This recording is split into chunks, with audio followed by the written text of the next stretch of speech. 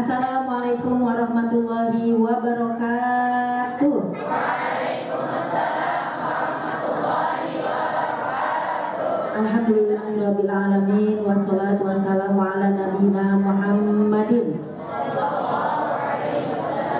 wa ala alihi wa sahbihi ajma'in wa man tabi'ahum bi ihsanin ila yaumiddin. Amma ya, semangat amma gitu dong. Alhamdulillah wa syukurillah, puji syukur kepada Allah Subhanahu wa taala pada hari ini bisa hadir di Maskarul Hufaz, tempatnya para penghafal Quran. Ya Allah, merinding tau gak sih? Karena saya juga penghafal Quran, gak jauh dari kul.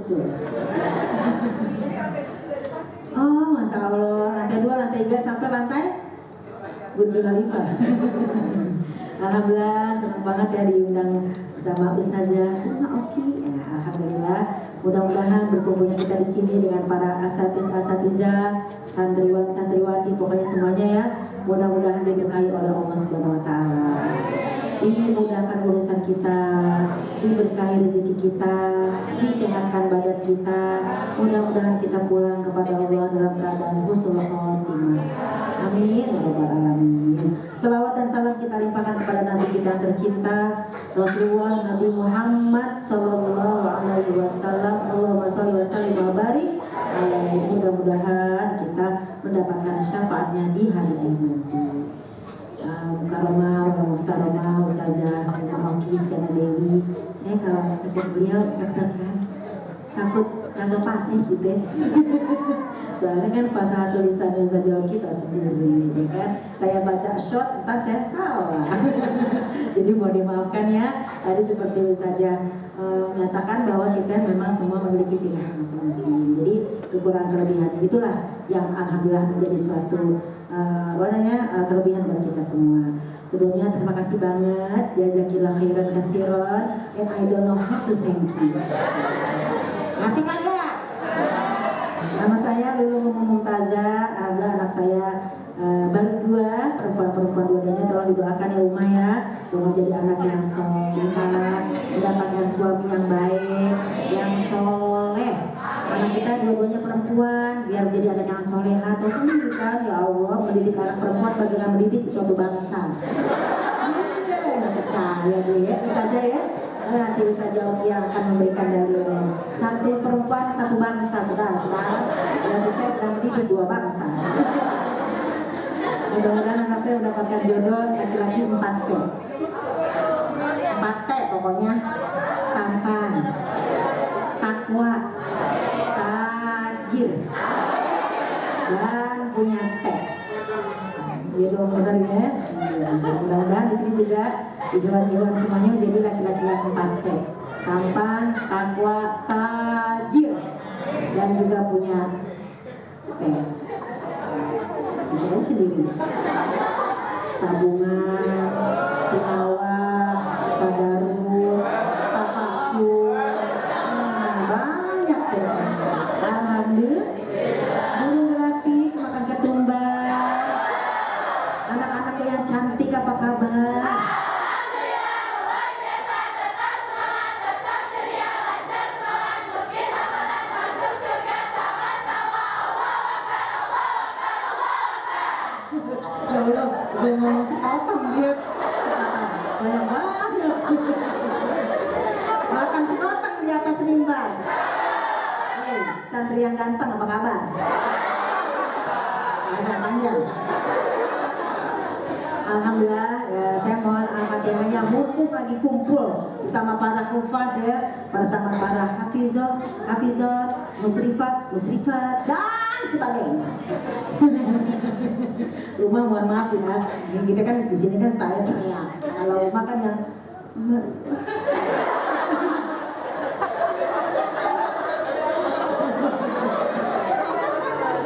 girang banget Uma. Biasa aja keles. Ntar saya kasih pantun berapi loh. Makan bubur kacang hijau panas-panas. Makan bubur kacang hijau panas-panas. Itu gamis-gamis hijau udah lunas.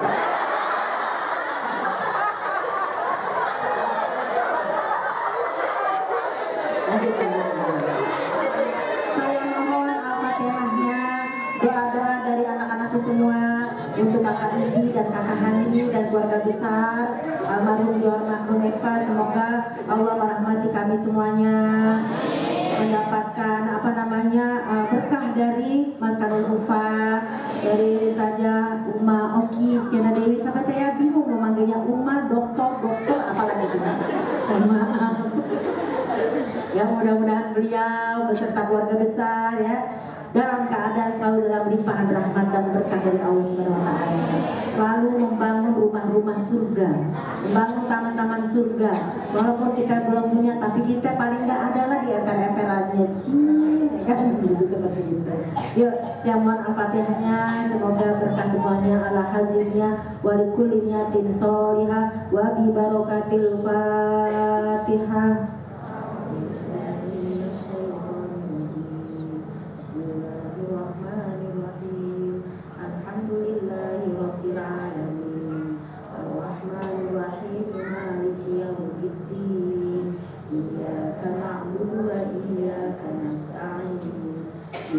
Shiratal mustaqim shiratal ladzina an'amta 'alaihim ghairil maghdubi 'alaihim waladdallin. Amin. Rabbighfir lana wa liwalidayna amin. Amin. Kita lanjut aja ya. Sama-sama belajar di sini, kita sharing bareng. Ada guru kita tercinta ya Uma Oki dan juga guru-guru semuanya, ustadz saja. Jadi kalau di sini Umi agak-agak kurang fasih, tolong dimaklumi. Because saya bukan orang Arab ya, saya kurang gimana gitu. Saya bukan anak milenial, saya anak kolonial. Di sini kan milenial semua ya, mudah-mudahan berkah pokoknya ya. Yuk kita akan mengupas satu hadis dari kitab Usul Iman atau dari kitab hadis keimanan. Mudah-mudahan kalau memang udah pernah mendengarnya, kita di sini mengulang kembali. Karena habis itu baru kita buka tanya jawab. Silakan Anda bertanya, saya menjawab. Kalau saya nggak bisa jawab, saya pulang. Gampang aja, ya. Bukan gitu? Ini kayaknya ada Pajero nih. Pasukan Jenggot Rasul.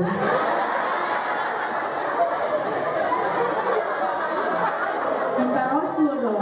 Siapa yang cinta pada Nabi-Nya pasti bahagia dalam hidupnya. Ya Rasulullah, salamun alaik ya Rabbi asa liwan daraji Muhammadku beramlah seruanmu. Siapa yang cinta? Tuh, bulu-bulu kita udah datang serang batu. Bismillahirrahmanirrahim.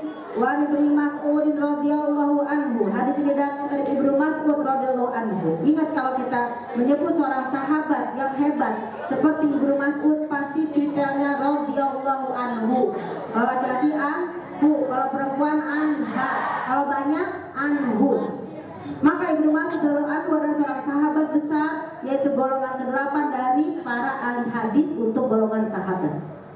Dan beliau, kalau kita ngomongin perawakannya, beliau itu badannya besar tapi kakinya kecil, seperti burung merpati. Maka ketika para sahabat bercandaan gitu, ih Ibnu Mas'ud kakinya kecil, kesian dia loh, kayak gitu-gitulah ya, suka bercandaan gitu.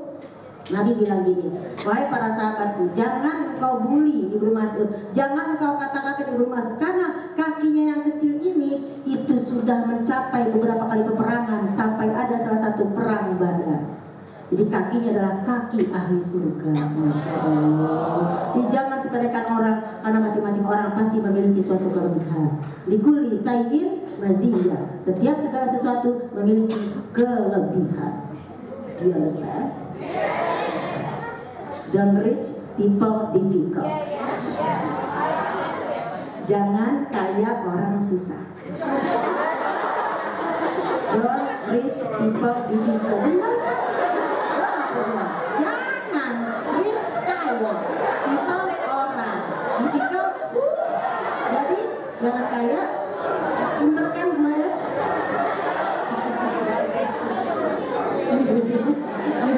Nyadep. Gue menyadap apa itu? Ini hadis dari Ibnu Mas'ud radhiyallahu anhu. Jadi kalau para sahabat radhiyallahu anhu sangat diridhoi oleh Allah Subhanahu wa taala, sementara kita sedang mencari ridho Allah. Apakah amalan kita sehari-hari sudah diridhoi? Wallahu a'lam bishawab. Tapi kita sedang mencari ridho Allah dan sedang berada di Masjidil Hufaz. Semoga Allah meridhoi kita. Tapi kalau Rasulullah Shallallahu Alaihi Wasallam, kalau para sahabat radhiyallahu anhu, dan itu ayatnya ada dalam surat Al-Bayyinah yang terakhir. Bagaimana bunyinya? Al-Bayyinah yang terakhir.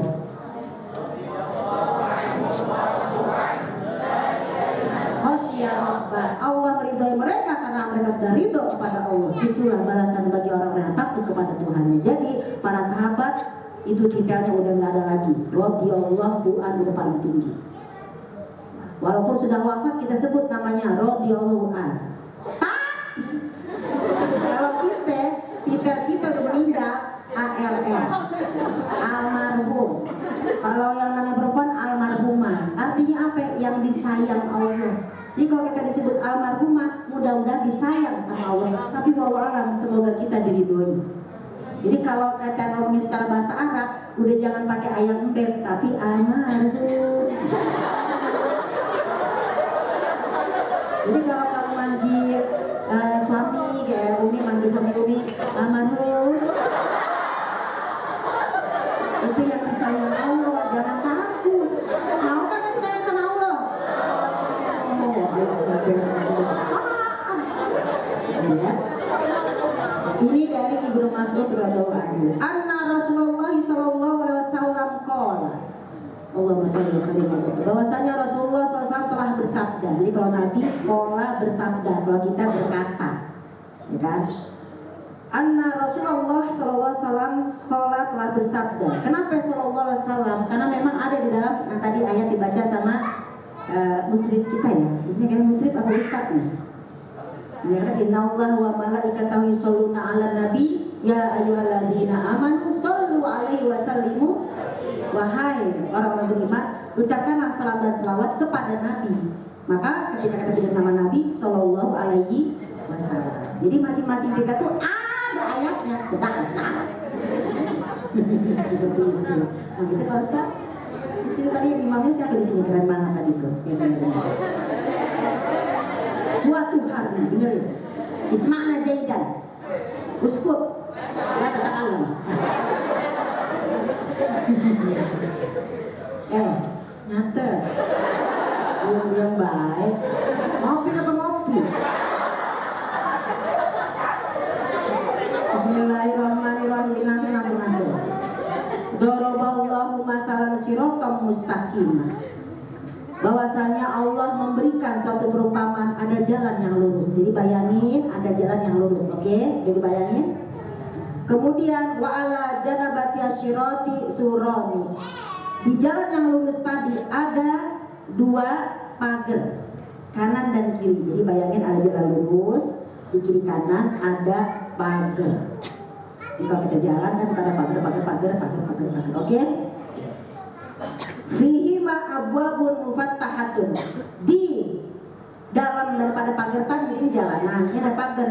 Di dalamnya pagar ada pintu-pintu mufattahatun terbuka. Pintu yang kenapa? Terbuka. Di sini tadi alhamdulillah udah datang dibuka. Berarti abwabun mufattahatun. Wa alal abwabi suturun murkhatun. Di atas pintu yang terbuka tadi ada horden yang melambai-lambai. Kadang keluar, kadang ke dalam, kadang keluar. Kan gitu kalau dia kena angin. Ya kan? Bener nggak? Tapi saya nggak tahu tuh hordeng belinya di mana. Apa di Cipadu, apa nggak tahu. Yang penting tuh ada hordeng di situ. Oke, ulang lagi ya. Ada jalan lurus, kiri kanan ada pagar. Di luar pagar, di dalam pagar ada pintunya terbuka. Nah, di pintu itu ada hordeng. Hordengnya lambai-lambai kan, suturun murkhatun. Wa inda ra'si sirati da'in. Di ujung jalan ada seseorang yang memanggil-manggil. Jadi kita jalan nih, di ujung jalan ada yang manggil-manggil. Gimana dia memanggil kita? Yaqulu, dia berkata, istaqimu ala sirati, istaqimu ala sirati. Luruslah kalian di atas jalan ini. Tegak, lurus, jangan belok-belok. You understand? Mantap. Wala ta'wajju, dan jangan kamu mencela dimarahin saya, jangan kamu belok-belok, pokoknya lurus di jalanan ini, kaki di ujung jalan. Misalnya Umi jalan nih, di ujung jalan ada Uma bilang, Ustazah lurus, jangan belok-belok. Nah jadi pemanggil yang pertama, Dain, kalau cewek dak dia, biasa kalau perempuan pakainya A, ya kan? Kalau laki Lutfi, cewek Lutfiah, gitu. Cowok Hamid, cewek begitu, begitu. Heran saya. Latifah, ya kan? Caudia, Rodemah, itu nama. Orang yang bagus nama, Kristiana Dewi, cakep. Siapa yang Saudia? Tapi itu nama adalah pemberian orang tua, harus kita syukuri. Siapa namanya? Ente? Najmi, oh Bintang. Ente? Farhan, girang mulu dia. Ente? Marwan, cakep. Hah? Agak kedengeran. Fitra. Oh, difitrahin. Lanjut ya, lanjut. Di ujung jalan ada seseorang yang manggil-manggil, yang mengatakan apa? Istaqimu ala sirati wala ta'waju. Lurus, jangan kamu belok-belok. Wa fawqa zalika da'in, dan di atas orang yang tadi memanggilnya orang pertama bilang lurus. Yang di atas orang yang pertama tadi ada juga yang manggil-manggil. Kullama hamma abdun ayyaftaha syai'an min tilkal abwabi qala waihaka. Adapun orang kedua yang ada di atas orang pertama tadi adalah seseorang yang memanggil-manggil kita. Kullama, setiap kali, hamma, kita berkeinginan. Semua orang pasti punya keinginan apa? Ayyaftaha syai'an min tilkal abwab, pengen ngebuka pintu yang tadi yang ada hordengnya. Gue penasaran nih, pengen buka. Semua orang pasti punya hal itu. Kalau nggak punya, nggak normal sudah. Masa cewek diem muji? Nggak mungkin, ya kan Pak? Siapa namanya? Setiap kali kita membuka itu pintu, qala, berkatalah orang kedua tadi, waihaka la taftahu, celakalah kamu, hati-hati, jangan dibuka. Tapi kita dengan manusia pengen ada apaan sih? Nggak boleh. Pengen, nggak boleh. Mungkin kalau bahasanya kita anak gaul gitu ya, pengen pacaran, jangan. Agak pengen itu, jangan, karena belum halal. Belum halal belum. Pengen gitu. Maka orang kedua tadi bilang, waihaka la taftahu, celakalah kamu, hati-hati. In taftahu talijhu, kalau kamu sampai buka itu pintu, kamu akan terpeleset ke dalamnya. Jadi jangan dibuka, jangan main-main. La taftah, jangan dibuka. Jadi kalau kita pengantin baru, jangan bilang la taftah, harus taftah, buka gitu. Kita bilang jangan. Intah tahu tadi juga kalau kamu buka, kamu pasti terpeleset. Summa fasarahu, kemudian Nabi tafsirkan hadis ini. Fa'ahbaru anna siratahu wal Islam, bahwasanya kata Nabi, jalan yang lurus adalah Islam. Jadi Islam itu lurus, masya Allah. Kita berada di jalan Islam ya. Wala tamutunna illa wa antum muslimun, janganlah kita meninggal kecuali dalam keadaan muslim. Nah, jalan yang lurus adalah al-Islam wa annal abwabal mufattahah maharimullah. Adapun pintu-pintu yang nablak tadi emang hal-hal yang Allah haramkan, emang itu terbuka, nablak dia. Nggak bisa kita bilang nutup, orang dia nablak. Bahasanya kalau emang ente mau belok ya ente yang salah. Kalau dia bilang lurus, kenapa jadi belok? Bilangin. Gitu ya. Jadi pintu-pintu yang terbuka mufattahah maharimullah, hal-hal yang Allah haramkan. Wa anna suturo, adapun hordeng yang tadi melambai-lambai, al-murhad ya, hududullah, hukum-hukum Allah, peraturan dari Allah. Kadang dia ngablak, artinya ada hal-hal yang memang kadang-kadang boleh. Bisa kalau kita misalnya maaf disuruh yang kelaparan banget, apa yang tidak boleh menjadi boleh kan. Dirian di hutan kan misalnya, ternyata cuma ada daging itu doang tuh, udah deh boleh kalau memang terpaksa. Kalau enggak masih banyak daging-daging yang lain gitu. Jadi jalanan yang lurus apa tadi?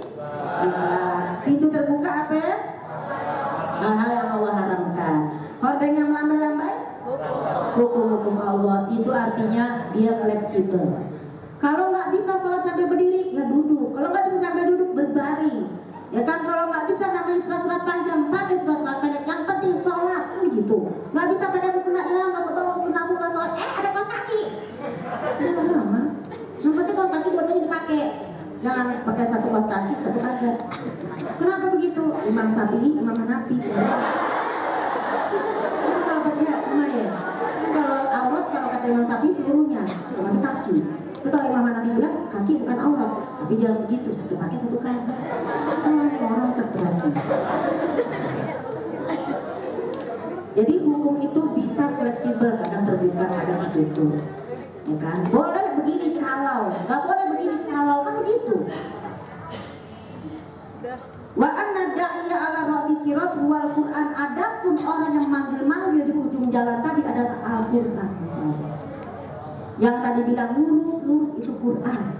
Jadi masa Allah nih, anak-anak semua yang tinggal di sini, Anda sedang berada di jalan yang lurus. Pengen belok, Quran lagi. Umi aja nih, kadang-kadang kesel lagi di sini. Gue pengen ngomel, tapi kata Quran gak boleh. Saya ngeliat Umar dari contohnya nih, enak banget sih Umar. Kan kalau iri yang bagus boleh ya. Tapi Umar tiba-tiba Mas Bapak sudah mau buka di Turki. Gue Turki aja belum berasal. Siapa mati gue kan? Atau kita nyiri sama seseorang, sebelum banget sih orang nyiri, marah. Ingat sama Al-Quran surat An-Nisa ayat 32. Wala tatamannau, ya kan? Bima fadlallah ba'dukum ala ba'din. Jangan kalian iri hati terhadap rezeki yang orang lain itu sama kamu tuh beda. Jangan. Iya, kita iri juga ya. Jadi ribet gitu loh. Pengen ingat lagi, pengen marah lagi, ada aja di sini. Begitu ya, ujian orang yang hafal Quran begitu. Ntar kita kalau kita nggak mau pasti kita dimarahin sama sahabat-sahabat kita. Katanya kamu hafal Quran, masa kamu nggak bisa mengamalkan? Justru karena itulah ujiannya sangat berat. Ngomel dikit ingat, ngomel dikit ingat. Kita ngomongin orang, oh ya gue ingat Al-Hujurat. Kita begitu, oh ya gue ingat ini. Itulah ujian kita masalah. Jadi jangan dikira sebagai para pengantar Quran itu tidak ada ujian berat, ujian sedang. Jadi orang yang pertama yang memanggil luruslah itu siapa tadi? Al-Quran. Wa nada'iya min fawqi wa wa'izullah fi qalbi kulli mu'min. Adapun orang kedua yang bilang waihaka, hati-hati, celakalah, jangan buka. Nah itu kan ada yang ngomong gitu tuh. Dia adalah wa'izullah, rasa hati-hati yang Allah berikan kepada seseorang fi qalbi kulli mu'min, di setiap hati orang beriman. Orang beriman pengen gitu nyoba apa ya namanya sesuatu yang tidak boleh tapi diingat nggak boleh. Pengen belok tadi nggak boleh. Pengen pacaran nggak boleh. Pengen begini nggak boleh. Banyak nggak bolehnya ya seperti itu. Baik ya, ini hadis sebagai pembuka. Silakan yang mau bertanya jawab sama Umi, kalau bisa aja Umi jawab. Monggo silakan para penghafal Quran. Yuk yang mau nanya, moderatornya mana? Iya. Silakan bertanya. Jangan bengong. Apa jadi bengong? Apa ya tanya sama Umi ya? Mumpung ada Umi, ada Umi Oki. Ayo silakan bertanya monggo. Hidup. Ya, monggo. Sebutkan nama dan password. Assalamualaikum, nama saya siapa? Passwordnya dugem yuk. Jangan suzon. Dugem adalah dunia teman mengaji. Pengen suzon aja gitu. Silakan sayang cantik. Assalamualaikum warahmatullahi wabarakatuh. Waalaikumsalam warahmatullahi wabarakatuh. Perkenalkan, nama saya Fatih. Usia saya 17 tahun. Masya Allah, usia penting. Ya, saya bukan. Asalnya dari Pulau Seribu. Silakan sayang. Iya. Pertanyaannya Umi, apa yang menyebabkan manusia menyimpang dari jalan yang lurus? Terima kasih Umi. Wassalamualaikum warahmatullahi wabarakatuh. Waalaikumsalam warahmatullahi wabarakatuh. Apa yang menyebabkan manusia, termasuk kita kan manusia, menyimpang dari jalan yang lurus? Padahal tadi dibilang lurus, jangan belok-belok. Why? Yang pertama, jangan diri, kita kayak masih pipi. Yang pertama mungkin dia belum ketemu ilmunya. Dalam surat Al-Isra ayat 36 bagaimana bunyinya? Bismillahirrahmanirrahim. Wala taqfu ma laysa laka bihi ilm. Inna sam'a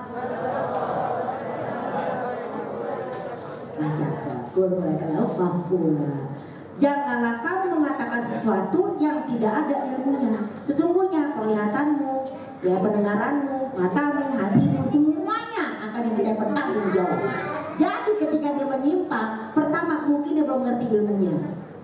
Kalau dia belum ngerti ilmunya, kita kasih tahu, jangan begitu.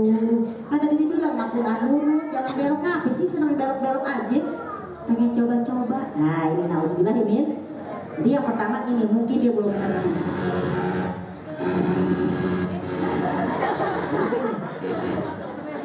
Nah, biasa itu iklan.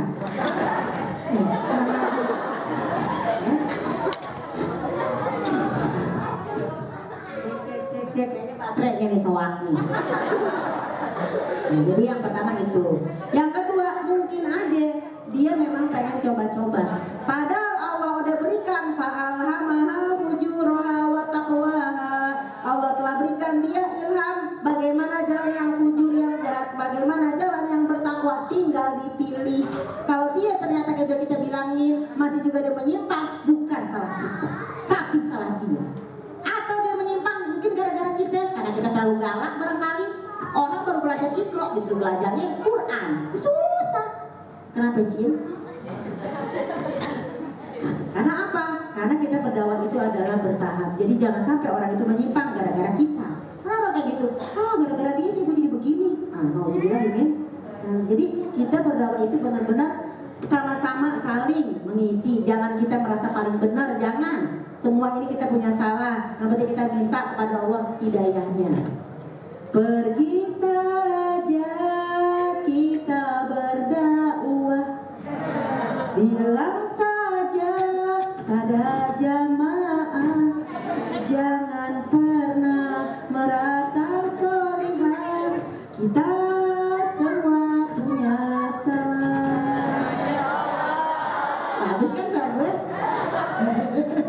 Jadi yang pertama itu ya. Yang pertama mungkin dia belum berilmunya, atau kedua memang dia ingin sengaja menyimpang, atau ketiga mungkin gara-gara dia punya sakit hati atau kesel, udahlah gue kesel udahlah gue nakal-nakal aja dah, udah amat. Ada seperti itu, nauzubillahimin.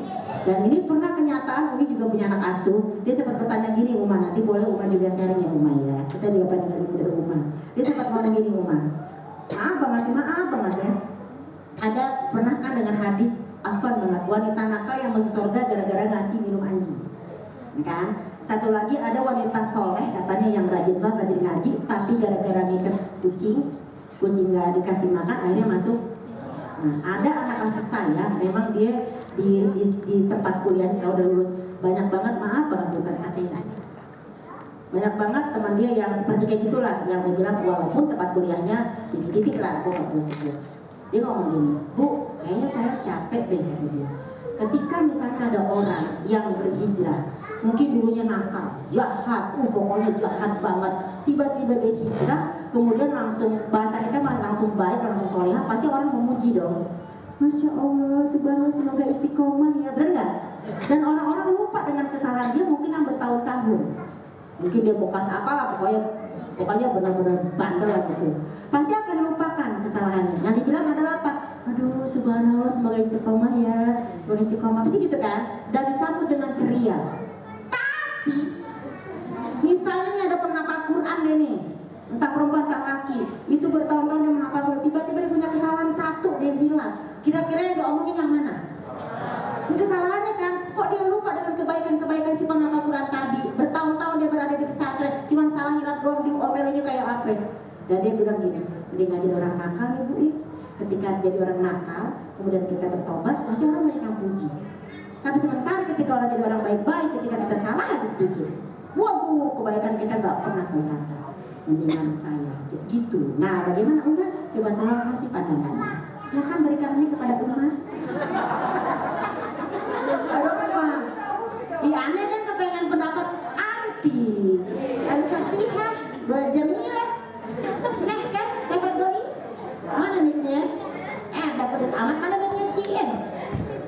Oma. Nah, gimana kalau ada orang pemikiran seperti, dan ini adalah semester akhir deh kuliah. Ya, ini banyak terjadi di masyarakat dan memang itu menjadi pelajaran besar buat kita. Kenapa orang-orang yang sudah belajar Quran kalau buat salah betul-betul disalahkan sekali? Karena engkau sudah tahu, tapi kenapa engkau buat salah? Orang-orang di luar sana buat salah, bisa saja mungkin Allah SWT tidak menilai mereka sebagai perbuatan yang salah kalau mereka tidak tahu, ya kan? Kalau mereka tidak tahu, maka bisa saja Allah SWT tidak menilai itu perbuatan salah. Tapi untuk teman-teman yang sudah belajar Quran, teman-teman baca, teman-teman hafalkan, teman-teman tadabbur ayat-ayat suci Al-Quran, kata Allah wala taqrabuz zina, Allah katakan jangan dekati zina. Teman-teman udah tahu ayatnya, teman-teman hafalkan terus, teman-teman murajaah terus, lalu teman-teman lakukan, maka itu pasti lebih besar dari dosanya. Jadi untuk teman-teman semua, ini menjadi pembelajaran buat kita, seperti kata guru-guru kita sebelum-sebelumnya, bahwa ahlul Quran, ahlullah itu berat. Kenapa? Karena engkau mengikat dirimu sampai mati nanti terus bersama dengan Al-Quran. Sekali lagi engkau terpeleset sedikit, kemana ayat-ayat yang selama ini kau hafalkan, kemana ayat-ayat yang selama ini kau pelajari. Makanya yang disebut sebagai istiqamah itu yang susah. Makanya ketika ada seseorang datang kepada Rasul nasihati, Rasul bilang beriman kepada Allah SWT dan istiqamah. Makanya kenapa semalam kita juga sudah belajar doa yang sering disebutkan oleh Rasulullah, yang qalbul qulub tsabbit qalbi ala dini. Kemudian kita juga salat ihdinas siratal mustaqim. Berapa kali kita ucapkan ihdinas siratal mustaqim? Saking istiqamah itu sulit. Maka segala sesuatu akan dilihat dari akhirnya. Jadi jangan sombong, jangan merasa diri suci, jangan merasa diri berilmu, karena kita tidak pernah tahu akhir kita seperti apa. Minta pertolongan kepada Allah SWT. Kewajiban bagi orang-orang yang sudah tahu adalah mendakwahkan bagi mereka yang belum tahu. Seperti itu. Kembali kepada Jadi memang ternyata ujian yang berat ya. Betul. Jadi kita nggak boleh dong punya perasaan, udah aku mau jadi orang yang ini aja dah, yang nakal aja. Tapi kalau misalnya gue tiba-tiba baik, pasti orang memuji aku, ya kan? Jadi saya repot sendiri. Barakallahu fikum, Uma. Jadi seperti itu ya. Yang bertanya tadi siapa namanya? Nah, jadi kita kalau cenderung kepada masalah kemaksiatan udah pasti ada. Tadi kan dibilang dalam hadis, wahamma kulla mu'min. Jadi setiap orang tuh punya keinginan untuk membuka pintu tadi. Pasti punya semua, nggak mungkin nggak punya. Walaupun sebenarnya penghafal Al-Quran, ya step. Tapi kita makanya tadi Uma bilang, ya kamu qalibal qulub sabit qalbi ala dini. Ini kita sebagai perempuan, aduh kayak gatel ya kalau nggak gosip, nggak gibahan gitu ya. Ya kan? Tapi astagfirullahaladzim, istighfar lagi. Kan lagi gibah, apalagi kalau itu dipancing-pancing ada orang, tahu nggak sih lo, gitu kan? Tahu nggak sih lo? Terus kita udah nggak mau. Tahu nggak sih lo? Tahu nggak tuh si dia? Itu kan yang kemarin. Repot banget. Istighfar yang mulut seperti itu saya ya. Mudah-mudahan kita berdoa dan juga mohon doa dari teman-teman, dari guru-guru kita, ya kan? Mudah-mudahan juga dengan doa mereka kita jadi terselamatkan. Ada lagi yang kedua. Oh, di belakang. Itu nunjuk ya, bukan? Oh iya.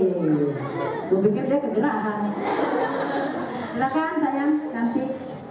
Assalamualaikum warahmatullahi wabarakatuh. Waalaikumsalam warahmatullahi wabarakatuh. Perkenalkan Umi, nama saya Rara. Saya ingin bertanya. Apa namanya? Rara. Laras. Rara. Oh, Rara. Ya. Umi, saya ingin bertanya, apakah ciri-ciri seseorang yang telah mencapai derajat takwa? Itu. Terima kasih Umi. Pertanyaannya keren banget ya. Siapa yang ngajarin? Oh, saya. Apa ciri-ciri orang bertakwa? Yang Derajat takwa. mencapai derajat takwa. Mencapai derajat takwa berat sekali. Kalau kita lihat ke dalam surat Ali Imran nih, mohon maaf ya. Kalau kata surat Ali Imran, orang yang ciri-ciri dia sudah mencapai derajat takwa nih ya, mohon maaf nih. Wasari'u ila magfiratin min rabbikum.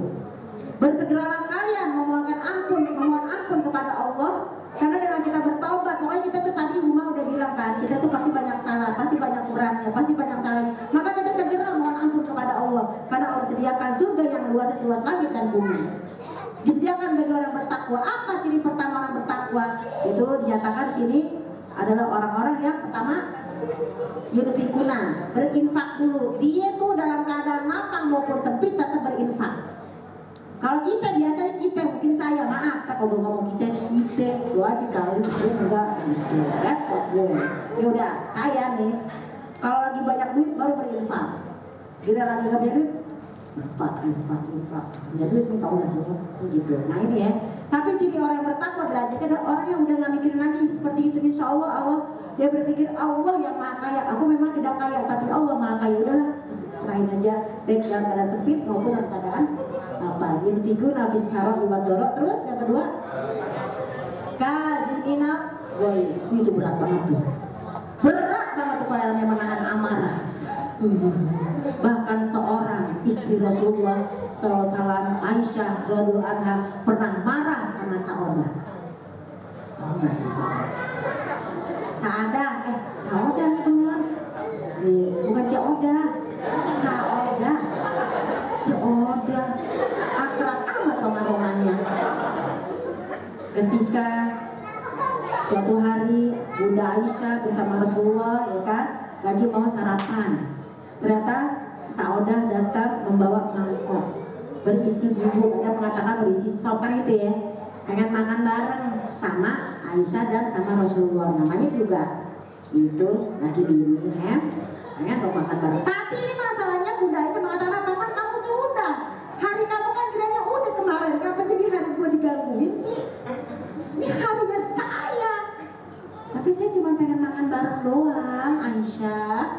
Aisyah, romantisnya cintamu dengan Nabi, dengan baginda kau pernah main lari-lari. Asik, kayak dia lari dari kenyataan. Akhirnya karena Saudah umur ini mengatakan aku ingin makan bareng, akhirnya kan Aisyah merasa cemburu, kesel, itu mangkok diterima tapi dibanting lagi ke mukanya Saudah dalam satu riwayat dalam kitab Fathul Bari. Dan akhirnya pergi, pokoknya pagi-pagi kejadian, sore ngomong, ya Rasulullah, kata Aisyah, aku ini nyesel banget tadi pagi begini-begini, padahal tuh aku nggak boleh kayak gitu ya, marah-marah langsung banting itu. Berarti kan kasih egois kan berat, menahan amarah. Tapi kenapa Rasulullah nggak marah? Karena Rasulullah tahu dia marah bukan karena dendam, bukan karena benci, tapi karena cemburu. Ibumu sedang cemburu. Yes. Jadi laki-laki ini kalau nanti menikah, kalau bininya ngomel-ngomel lagi cemburu, atau enggak ente kurang ngasih duit. Makanya berdoa semoga menjadi seorang laki-laki yang kaya raya. Bukan cinta dunia, bukan, kita kaya raya agar kita bisa berbagi. Jangan pernah bilang dunia nggak dibawa mati. Kata siapa? Dibawa mati harta tuh, wakaf. Ini sudah kejadian, ya enggak? Ini masalah hafaz harta, tapi ini dibawa mati. Selama kita pada baca Al-Quran, insya Allah para guru-guru kita, para ustadz-ustadzah dapat pahalanya. Bukan gitu? Nah, di belakang. Jadi itu yang pertama ya, ciri-ciri derajat yang bertakwa, limpah, lapang maupun sempit, menahan amarah, wal afina anin nas, memaklumi orang lain, memaklumi. Oh dia begitu karena memang belum ngerti. Oh saya begini, jadi harus maklum. Karena semua orang beda situasi dan kondisinya, saudara-saudara. Terus kadang-kadang juga bukan harus sama saya, nggak bisa. Beda kita, walikulin derajat demi ma'alim, tiap-tiap orang punya derajat yang berbeda. Mudah-mudahan nih teman-teman semua, anak-anakku semua ini mendapatkan surga dari pintu penghafal Quran. Nah kalau ada yang belum hafal Quran, ya kita kasih motivasi. Kalau dia belum bisa juga, ya udah doain, jangan gitu aja kagak hafal. Kalau pakai dua dong, boleh. Sombong. Dakwah itu membina, bukan menghina. Dakwah itu mengajak, bukan mengejek. Dakwah itu merangkul, bukan memukul.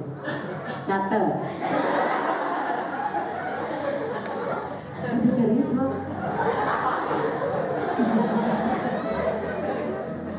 Alhamdulillah.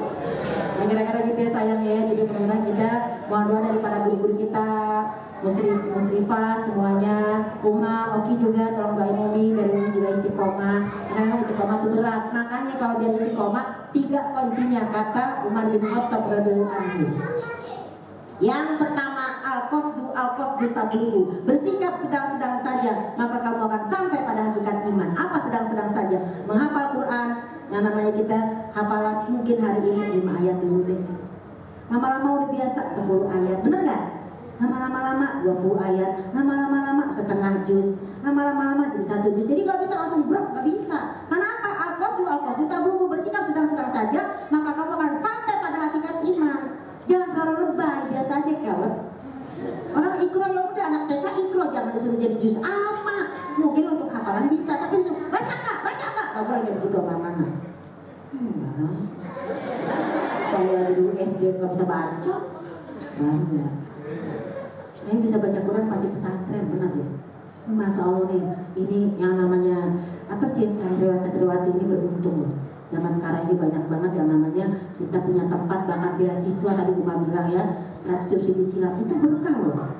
Nggak semua orang bisa loh. Bahkan ponakan saya aja nih, istilahnya bahasanya ini baru lulus kemarin dari pesantren Uma Darul Kolam, dia juga kepengen banget yang namanya jadi penghafal Quran. Tapi kalau kita di rumah kan banyak aja godaannya. Godaannya apa sih kalau jadi penghafal Quran di sini? Saya nanya. Nah, telepon. Hah, males. Oh, ternyata males juga. Gue pikir udah rajin-rajin. Oh, ternyata ada juga magernya ya. Oh, ngantuk, mager, males gerak ya. Oh, lama-lama koper ya. Homesick, oh iya benar ya ampun, homesick. Iya. Manusiawi sih.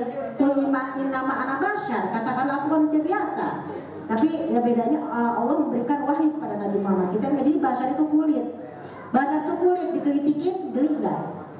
Dicubit sakit, dikasih pisau berdarah. Itu manusia. Ada homesick, ada sedih, ada kangen, ada rindu. Rindu sama siapa ya? Aku sih rindu, tapi dia rindu gak sama gue. Itu masalahnya. Kasian kan? Itu ya, jadi mudah-mudahan kita berkah semuanya. Dan sama saya masih lupa. Oh ya, istiqomah. Yang kedua, apa yang kedua biar istiqomah? Tadi bersikap sedang-sedang saja. Yang kedua, innakum lan tablughu hadzal amru bil mubalagho. Kita semua ini tidak akan pernah bisa sampai kepada hakikat iman kalau bersikap berlebihan. Ambil bola, tipu ke tembok dengan sekeras-kerasnya. Kira-kira itu bola mental nggak? Orang kalau yang namanya terlalu berlebihan akan mental seperti bola. Banyak kasus-kasus di luar sana, maaf banget, punten, tadinya pakai hijab karena terlalu drastis. Besokannya buka lagi nggak? Karena terlalu berlebihan. Jadi orang itu memang harus ke sekolah, TK dulu, SD dulu, SMP. Ini Masya Allah nih, mudah-mudahan pada istiqomah ya. Jangan sampai kejadian seperti zaman Rasulullah, afan banget ya. Musailamah al-Kadzab, Tulaiha al-Asadi, al-Hajjaj, para penghafal Quran, tapi mereka murtad. Nauzubillah summa. Mudah-mudahan kita jangan sampai kayak gitu ya. Mudah-mudahan yang berdoa kepada Allah. Yang ketiga, yang pertama apa tadi? Masih ingat nggak? Al-Qasdu, tablugu. Yang kedua, yang berlebihan. Lan tablugo, lan itu tidak akan pernah, never and never. Kalau kata Justin Bieber, never and never. Karena kenal Justin Bieber ya. Justin Bieber itu tahu nggak? Itu orang Bogor. Nggak percaya. Ada seorang bapak namanya Jaja, nikahnya sama si Titin. Pas nikah dia lahir anak namanya Justin, Jaja sama Titin. Dari Cibubur, Justin Bieber. Kamu tahu ya? Alhamdulillah namanya Jaja sama Titin. Coba kalau nama bininya Nana, terus nama lakinya yang Ajis.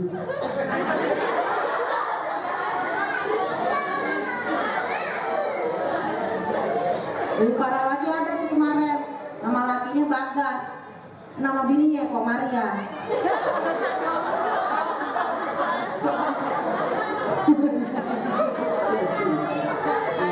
Jadi yang kedua memang jangan sampai kita berlebihan karena akan mental. Yang ketiga, apa namanya, ahabul a'mali ilallahi adwamuha wa inqala. Allah sangat cinta dengan suatu amalan yang kita sedikit tapi rutin. Nah, ini teman-teman semua, anak-anak semua, ya kalau lagi memang waktunya untuk belajar pakai belajar. Ini berhibur. Kan tadi Umi juga nanya ya, itu di sini nonton TV enggak gitu Uma ya. Nonton TV-nya hari apa aja? Oh nggak ada. Kalau HP hari Minggu. Oh kalau Umi dulu pesantren hari Minggu doang nonton TV, itu juga berebutan. Kan? Tapi hari-hari nggak boleh, jadi adalah hiburan. Seperti itu. Jadi memang kita ujiannya seperti itu. Mudah-mudahan pada kuat. Amin ya robbal. Ya dari jam berapa sampai jam berapa? Nanti saya sampai sahur ini. Saya nanti kalau ngomong saya kagak enak sama Uma. Kelihatan tidak bisa sih. Perasaan tadi anaknya cuma perempuan, laki-lakinya mana? Aina Arijal kawabuna ada bisa mana dia?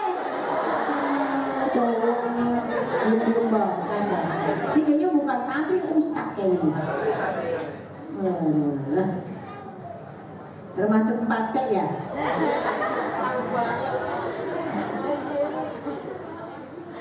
Eh, Nama saya Harun Orang Dahlan. Saya dari Lombok. Nah, itu sama nama ane Lombok. Iya. Lembe sih Lomboknya. Oh, Maka Lombok mana nih? Karangbuaya, Lombok Barat. Oh, saya Lombok Tengah. Lombok Tengah lebih halus bahasanya. Masya. Gua Lombok Barat lebih yang Lombok Tengah nih, sejarahnya. Lombok ada orang Lombok di sini. Nanya pakai bahasa Sasak berarti. Coba ya.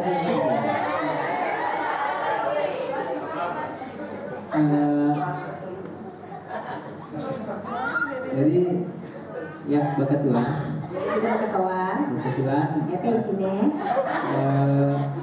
tentang Ah, apa bahasa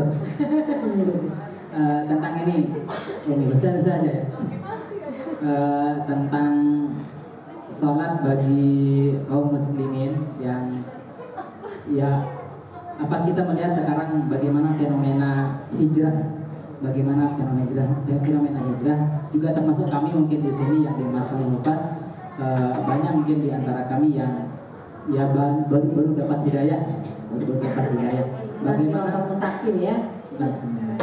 Bagaimana sholat-sholat yang mungkin dulu kita tinggalkan, yang sudah banyak sholat yang kita tinggalkan itu bagaimana Supaya diganti atau bagaimana gitu, kata kodok gitu ya, apa yang bagaimana gitu ya. Sholat-sholat zaman kita kecil dulu, zaman SD, SMP, SMA, ya.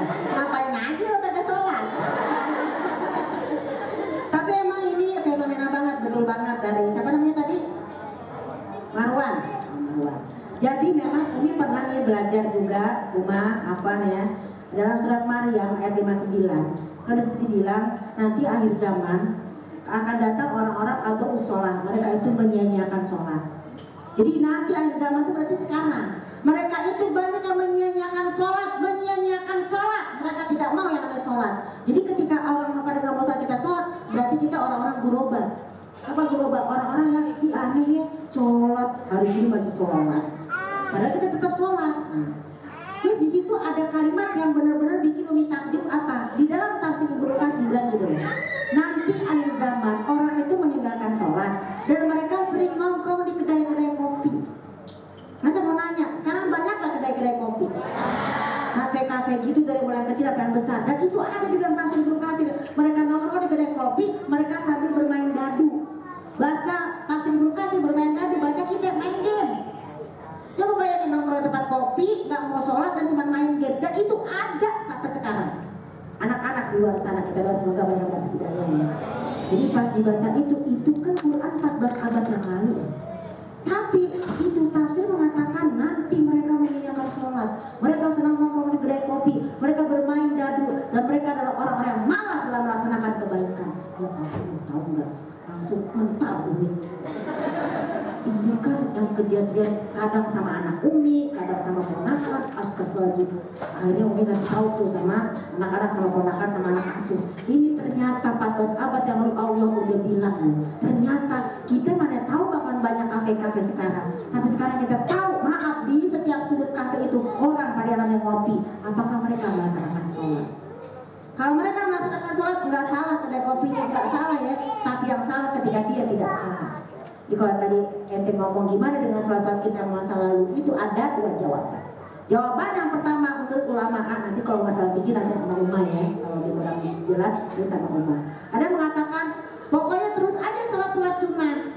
Dengan sholat sunnah itu akan menutupi bolong-bolong tadi gitu loh. Kita tadinya cuma sholat wajib doang, karena kita tahu ya dulu kan saya sholatnya begini-begini. Dan sekarang saya akan memperbanyak sholat rawatib, qobliyah, ba'diyah, bukanlah sunnah. Karena dengan sunnah akan menutupi kesalahan-kesalahan saya. Surat 11 ayat 114.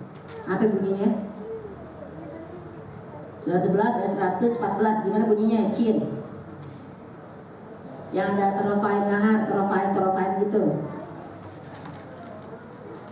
Nah, that's right. Innal hasanat yuzhibna sayyi'at. Kerjakanlah sholat dari tepi siang hingga gelap malam, dan kerjakanlah kebaikan. Karena kebaikan dapat menghapus kesalahan-kesalahan. Jadi kalau kita tahu diri kita banyak salah, banyakin perbuatan baik. Kalau ngomongin sholatnya kurang, banyakin sholat sunnahnya. Kalau ngomongin zakatnya kurang, banyakin sekarang sedekahnya. Kalau dulu orang bilang kita judes, sekarang banyakin senyumnya. Maaf ya, kita ini duta muslimah, duta muslim. Kalau kita pakai hijab tapi kita judes jadi omongan, percuma pakai jilbab, kita judes gitu. Lagi kalau misalnya zaman dulu nih, kita Umi masih naik bis gitu ya, kayak jilbab nih, ada pengamen, kita nggak ngasih, yang jelek jilbabnya. Males tuh, jilbab doang, tapi kalau begitu, kalau mau ngasih pengamen, oh mendingan itu tuh, maaf, orang kan suka begitu, mendingan itu tuh, nggak pakai jilbab tapi dibahayain begitu, padahal mah mungkin dia emang habis duitnya habis sedekah di tempat lain, ya kan? Nah jadi kita harus khusus ya. Jadi kalau seperti itu banyak-banyaknya perbuatan baik ini menurut pendapat ulama A. Ulama B, ya udah sholatnya terus aja ditambah kalau bisa gini. Oh iya, aku kan sholat subuh nih sekali. Ada yang mengatakan udah sholat subuh 2 kali deh, karena gue dulu mengkodok dulu. Tapi yang lebih tepat sih tadi, yang kalau kita sholat ditambah dengan yang sunnah-sunnah. Perbuatan baik al hasanat, pokoknya perbuatan baik itu banyak. Lebih banyak lagi namanya kita ngebantu orang tua kita, ngebantu orang tua kita. Pokoknya kayak di sini nih ujiannya. Kalau lagi homesick, minta sama Allah, ya Allah, bla bla bla bla, seperti itu. Udah mulai ngantuk kan? Yuk kita tetap sekolah. Alhamdulillah, terima kasih banget udah bisa hadir dengan para santriwan santriwati muslimah di sini. Mudah-mudahan apa yang Umi sampaikan bisa dijalankan. Tapi tadi yang terakhir yang nanya siapa? Cowok ya, berarti udah pas ya. Perempuan udah nanya, yang laki udah nanya. Ikhwan dan akhwat sudah bertanya-tanya. Kayaknya ada yang mau nanya nih di bab merah. Ya, oh yaudah terakhir nggak apa-apa ya Uma ya. Karena jam berapa? Oke, sampai jam berapa saya? Oke, berarti berapa menit lagi? Oke, ini kayak Ustadz Kembar. Kalau Ustadz Kembar siapa tuh namanya? Gue lupa itu.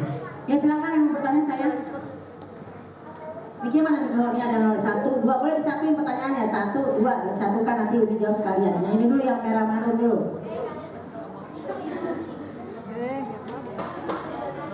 Ada mic-nya ya Cil, ini mic-nya dong Cil. Tolong kasih mic-nya dong.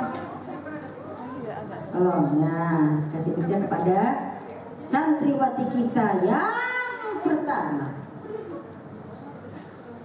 Silakan sebutkan namanya dan dari mana. Apakah dari jauh? Ini kayak tadi dari Lombok, Masya Allah. Ternyata ada saudara saya di sini, NTB. Bismillahirrahmanirrahim. Perkenalkan nama saya Julia Karunia Rizky. Saya berasal dari Lombok Barat. Wede, di Lombok Barat itu di mana? Hah? Kuripan. Oh iya, saya di Karangbuana, Mataram, NTB. Kata dia siapa yang siapa nanya? Silakan. Izin bertanya Umi. Iya, ya deh, saya ilah. Ngerti nggak gue ngomong apa? Gimana cara kita mengatasi misalkan seseorang itu selalu membuat kita sakit hati? Seseorang itu selalu membuat kita sakit hati. Hempaskan. Ya lanjut. Kita selalu berusaha untuk bersabar, tapi semakin kita bersabar, dia orangnya kayak selalu ingin membuat kita sakit hati. Masa gitu ya. Siapa orangnya? Mana orangnya? Mana? Dan bagaimana cara kita untuk yang berhijrah agar tetap istiqomah dengan hijrah? Cakep. Orang Lombok semua nih roman-romannya. Yang pertama, mau tahu aja atau mau tahu banget? Kalau kita nemuin orang yang membuat kita sakit hati, ada 2 jawaban. Pengen jawaban yang real, realistis, atau jawaban yang bidadari? Gue mau ngasih tahu aja, kan kadang ada orang bidadari banget, gak pernah sakit hati gitu ya. Tapi ada juga yang akal. Aku mau nanya, mau yang jujur atau yang bidadari? Yang jujur dulu nih ya. Kalau jawabannya ini jujur, kalau jawabannya Uma biasanya bidadari. Aku dulu deh, aku yang gitu. Kalau di dalam surat Al-Muzammil ayat 10, Bismillahirrahmanirrahim, wasbir ala ma yaqulun wahjurhum hajran jamila. Kita berteman, nyakitin hati, jauhin. Bersabar atas perkataan mereka, tapi jauhi dia dengan cara yang baik, cerdas, dengan cara yang elegan dan cantik. Karena apa? Percuma berteman tapi nyakitin hati. Karena masing-masing orang itu memang dikasih si ruh yang sefrekuensi. Itu ada dalam hadis. Innal arwah kajunudi mujannada. Yang namanya roh-roh orang yang berteman ini, orang yang berkumpul ini adalah seperti tentara yang berbaris.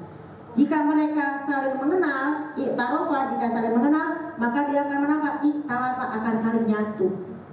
Jika dia yang namanya saling tanakaro, saling ingkar, maka ikhtalafa, akan selalu berdebat. Bener gak sih? Berpecah belah. Jadi berarti dia bukan seragam gue. Ini seragamnya hijau. Ente yang warna ini biru ke situ. Pasti kan berbeda. Pasti ngomong gini, ih biru ngapain ke sini?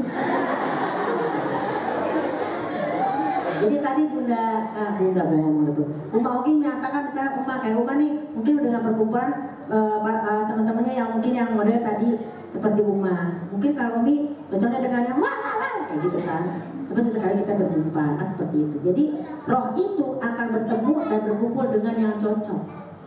Kalau nggak cocok, nggak usah dipaksain. Perkenalkan nama anak Anissa dari Sumatera Utara. Anak sering dengar hadis mengatakan ridho Allah ada pada ridho orang tua. Nah, orang tua kan anak bukan muslim. Pertanyaan anak, apakah di orang tua anak itu masih ada ridho Allah? Sekian. Ridho Allah fi ridho walidain, wa sudra fi suhfil walidain. Ridho Allah terletak pada ridho orang tua dan sementara kebenaran Allah terletak pada sebutan orang tua. Tapi orang tua kita ini maaf berbeda keyakinan. Benar ya, gitu ya. Bagaimana apakah saya tetap dapat ridhonya? Begini. Kalau kita selama hidup di dunia, kita tetap harus berbuat baik sama orang tua kita. Dalam surat Luqman ayat berapa ya? 14 sampai 15. Wasoyibuma fid dunya ma'rufa. Pergaulilah orang tuamu di dunia ini dengan cara yang baik. Tapi yang penting jangan apa? Jangan tapi jangan kamu ikuti ketika dia mengajak kamu untuk maaf muslim. Tapi di dunia dia adalah ibu kita adalah anaknya di dunia. Tapi nanti di akhirat masing-masing. Jadi kalau kita ngomongin doa sih ya doain aja. Ya, orang tua kita malah kita doain biar dia dapat hidayah. Tapi kalau enggak ya udah, berarti belum hidayah dari Allah. Jadi kalau masalah ridho adalah artinya di dunia ya, bukan untuk di akhirat. Karena di akhirat masing-masing lakum di buku. Begitu aja sih. Saya mau jawab apa? Emang begitu kata Quran. Habis kata Quran gitu katanya, maaf banget punten, maaf banget Abu Thalib aja dimohonkan ampun oleh Nabi kan di dalam surat At-Taubah ya ayat 113. Kamu mohonkan ampun atau tidak mohonkan ampun, tetap kamu tidak bisa memberikan ampun untuk mereka gitu selama mereka masih berbeda keyakinan. Maaf gitu. Barangkali kalau ada salah dikoreksi. Seperti itu ya. Jadi kalau doakan saja, tetap berbuat baik sama orang tua karena dia adalah orang tua kita. Doakan jangan sampai lolos gitu. Ya satu lagi nih yang jilbab pink, monggo. Itu sayang ya, mudah-mudahan selalu berkah ya. Gak biasa. Musab di rumah juga begitu. Dia mau alaf orang tuanya enggak ya. Biasa. Kita punya Allah. Mengapa semua menangis? Ya salah. Ya yakin. Assalamualaikum warahmatullahi wabarakatuh. Waalaikumsalam warahmatullahi wabarakatuh. Izin bertanya Umi. Siapa namanya sayang? Kenalkan nama saya Alcarina, saya dari Aceh Umi. Aceh keren. Uma keren banget sih Uma. Doain Uma ya. Biar nanti dia ikutan keren ya. Ada Lombok, ada Sumatera, ada Aceh. Wah, Bhinneka Tunggal Ika. Hah? Papua mana Papua? Oh ya Allah, pasti hitam manis. Coba ya ada. Pertanyaannya, bagaimana cara kita mengetahui kalau sholat seseorang itu sudah diterima apa belum? Mohon penjelasannya. Pertanyaannya sangat melontarkan jawaban yang sangat gue bingung dia. Bagaimana kita tahu orang itu sholatnya diterima gitu? Yang pertama, kalau kata Abu Qatadah, kalau kata Ibnu Qudamah, orang yang sholatnya diterima itu adalah orang yang selesai sholat akhlaknya bagus. Jadi sholat itu diterima oleh Allah katanya begini ya, saya pernah belajar, mohon maaf nih ya. As-sholatu ya, inna sholata tanha anil fahsya wal munkar kan gitu ya. Sesungguhnya sholat itu mencegah perbuatan keji dan nah kata-kata as-sholata alif lam. Berarti alif lam itu berarti sholat yang mana? Sholat yang sempurna gitu ya. Itu namanya alif lam. Apa kalau bahasa Arab? D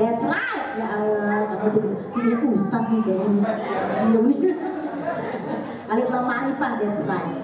Jadi sholat yang mana yang bisa membuat orang itu mencegah dari perbuatan keji dan mungkar? Itu yang pakai alif lam. Sholat yang sempurna. Jadi kalau ada orang sholat tapi, nah ini, mungkin dia belum khusyuk, bacaannya masih begini. Khusyuk itu relatif.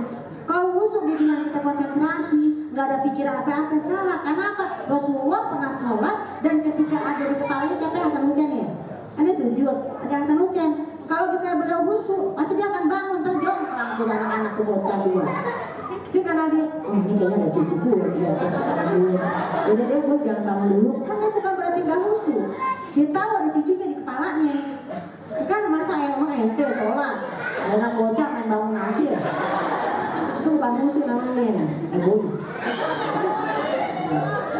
Nah, kemudian bagaimana orang itu khusyuk, orang itu diterima sholat oleh Allah? Pertama, dia tidak berbuat keji dan mungkar. Pertama, karena sholat yang sempurna yang tadi. Nah tadi Umar bilang, kita kalau penghafal Quran semakin gede godaannya.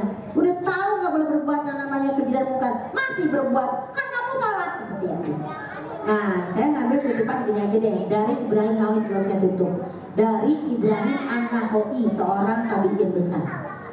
Orang itu sholatnya disebut dengan diterima oleh Allah dan disebut dengan khusyuk. Yang pertama katanya, laisal khusyuk bi aklil khosin. Bukanlah orang itu pada dibilang khusyuk cuman gara-gara dia memakan makanan yang tidak layak. Loh, makannya kok begitu-begitu amat sih? Gue khusyuk. Antara khusyuk sama pelit beda-beda tipis. Ya kalau dia memang orang yang tidak punya, memang dia nggak punya. Nah, kalau orang kaya atau begitu berarti pelit itu gitu. Kenapa tidak menyenangkan diri sendiri? Kalau memang punya rezeki, makan yang enak, ngapain bisa diri? Heran gue. Tempe rebus, toge rebus. Ya sih, besok dari suara bagus, tapi nggak gitu-gitu juga, keles kan? Bukanlah orang yang sholat diterima atau orang khusyuk itu karena dia memakan makanan yang tidak layak. Walaisal khusyuk bila besil khosim. Bukanlah orang itu pengen dibilang khusyuk cuma gara-gara berpakaian yang compang-camping, pengen dibilang khusyuk. Ih sederhana banget, bajunya itu doang. Memang nggak punya baju. Gak boleh kita mengikuti nikmat Allah. Aneh nih, dikasih jilbab, aneh yatim. Siapa tahu besok dikasih lagi. Jangan diumpetin, jangan. Gue gak pernah tuh dikasih, jangan. Udah kasih gitu. Waduh parah loh. Kalau kita gak mengumpetin nikmat Allah. Jadi bukanlah orang musuh itu, bukan orang diterima sholatnya ketika orang itu berpakaian yang compang-camping, makan makanan yang mungkin tidak layak. Dan yang ketiga, walaisal khusyuk dia to'an roksi. Bukanlah orang itu disebut khusyuk, sholat diterima dengan baik, dengan keren banget orang sholatnya tidak hanya dengan ya to'an roksi. Pas ketemu, maaf nih, pas ketemu Umar, kenapa Ustaz? Bisa jadi depan dia begitu, pas belakang Umar pura-pura doang. Depan dia doang, gue berbelakang gue kagak. Nah itu kan ada orang pura-pura. Jadi khusyuk bukan berpakaian yang compang-camping, bukan memakan makanan yang sederhana, bukan juga karena dia duduk memikir kepala. Walakin khusyuk seperti ini. Ini khusyuknya. Jadi distract aja gue ngomong. Ini namanya innama amwalukum wa auladukum fitnah. Ujian seperti itu. Apa bagus dia mengenal masjid sejak dini. Terakhir bilang apa? Walakin khusyuk. Akan tetapi orang yang khusyuk sholatnya, yang diterima sholatnya oleh Allah adalah ini kuncinya yang dua nih. Antara baina syarifah wa daniyah fil haqqi sawaun. Ingat, orang yang sholat diterima oleh Allah, dia melihat antara orang yang kaya raya, punya jabatan, punya harta yang banyak, dengan orang yang mungkin gak punya jabatan, dari orang miskin gak punya harta yang banyak, dalam memperlakukan mereka dalam hak dan kewajiban itu sama. Mau orang kaya ke mau enggak, kalau kita disiplin tomelin. Itu jangan mentang-mentang lo misalnya gitu ya, dana lo paling sini, tapi jangan kayak gitu dong, gak disiplin kayak gitu misalnya. Memperlakukan mereka dalam hak dan kewajiban sama, kecuali kalau memang diberikan penghormatan. Itu orang khusyuk. Bukan yang kalau depan orang kaya berjilat-jilat. Pas orang itu gak punya, dihina-hina. Sana. Lepas tentang lepas nih jangan saya begitu ya. Itu menurut Ibrahim An-Nakhai. Jadi kalau teman-teman semua bergaul dengan orang yang mungkin kaya raya dan juga mulia, atau dengan orang mungkin maaf cuma dia sekedar maaf ya, tidak hina itu ya, itu mereka adalah sama-sama musuh. Dan kita tetap ramah sama siapa tahun, itu baru orang diterima sholat. Mudah-mudahan kita termasuk di dalamnya. Itu aja, mohon maaf takut banyak ngomong banyak salah. Sekali lagi barakallahu fikum untuk santri-santri tercinta. Terima kasih barakallahu fikum untuk Uma Oki, masya Allah tabarakallah. Mudah-mudahan saya bisa datang ke sini lagi, bisa ketemu lagi dengan santriwan santriwati semuanya ya sayangnya. Umi doain kalian menjadi para penghafal Quran yang berkah diridhoi oleh Allah Subhanahu wa taala, mengangkat derajat orang tua kita, mengangkat derajat yang namanya keluarga besar kita, mengangkat derajat yang namanya apapun yang ada di dalam tanggungan kita. Mudah-mudahan doain Umi Lulung di sini semoga istiqomah, semoga diberkahi rezeki juga. Amin amin ya rabbal alamin. Hadanallah wa iyyakum ajma'in wal afwa minkum. Assalamualaikum warahmatullahi wabarakatuh.